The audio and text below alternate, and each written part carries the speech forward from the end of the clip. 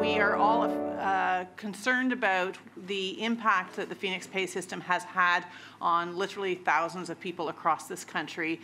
In fact, there is a new next generation pay system that is underway and getting ready to work, and I can assure the public service that I will put my full attention behind making sure that that is implemented in the best possible way and expedited in terms of the rollout plan on that. Part of the problem-plagued Phoenix pay file has just landed on a new minister's desk. Today, Jane Philpott was shuffled out of Indigenous Services to replace retiring Scott Bryson as Treasury Board president. Since Phoenix was launched 3 years ago, thousands and thousands and thousands of public sector workers experienced overpay, underpay, or no pay at all. Does Minister Philpott have her work cut out for her? Chris Alward is the national president of the Public Service Alliance of Canada. He joins me now. What's your first take on Jane Philpott being moved into the role of Treasury Board president? Well, I mean, certainly we would look forward to working with the new minister, Minister Philpott. She certainly comes with some good credentials and some good background.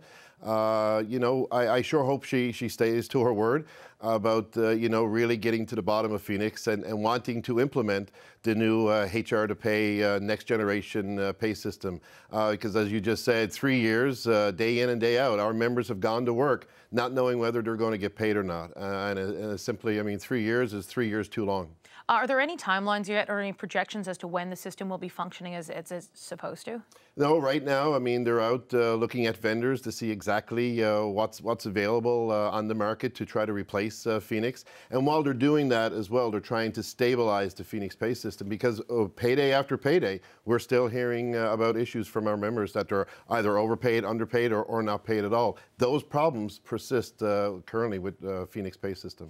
The Phoenix system is not the only thing you're dealing with Treasury Board. I know that you guys are in you guys are in talks right now, the Public Service Alliance of Canada and the Treasury Board, about contracts. And back in December, I understand that Scott Bryson did put forward a proposal for a 2-year wage freeze.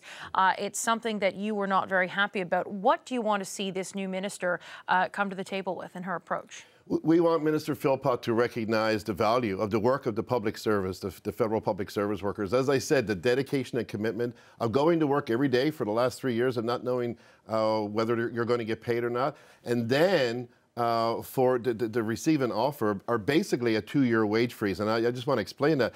They offered 0.75% per year for 4 years, but they said no retroactivity pay, and they wanted a 365-day implementation date. So when you look at that, that equates to a 2-year wage freeze, which was truly insulting to federal public sector workers and to our members when they did that. And we've been at the bargaining table for 6 months. So it's not something that, well, we've just gotten started and you know, with this. We tabled our economic package earlier in the fall. We were asking for 3.75% per year, but when the Treasury Board countered with a 2-year wage freeze, that was nothing but an insult. Are you concerned that a new minister coming in, having to take time to get briefed, to get up to speed on things, is that going to slow down the process? I sure hope not. I seen the new minister on your show earlier, and as I said, I sure hope that she stays to the word about getting involved right away. She did reach out to me earlier today, so I hope that she understands the importance of this, and I hope that too, because this government, I mean, the Prime Minister Trudeau sent out a letter to every single federal public sector worker saying how valuable the work of the public sector is and how much they respect the public service. They've got to start showing it at the bargaining table. And that's very important to our members. Have negotiations become toxic under the leadership of the previous minister, under Scott Bryson? So has it become toxic, and does it need a fresh face for a restart, or is it not that bad? Look, I mean, I wouldn't necessarily say it was toxic, as you said earlier in December, about a month ago, when they put that wage offer on the table. We found that to be truly insulting. But I mean, you know, it's easily fixable, and we can move forward in a positive way if they come to the table with an offer that respects the commitment and the dedication of our members. I want to circle back to the Phoenix issue because it is such a problem that so many people are dealing with.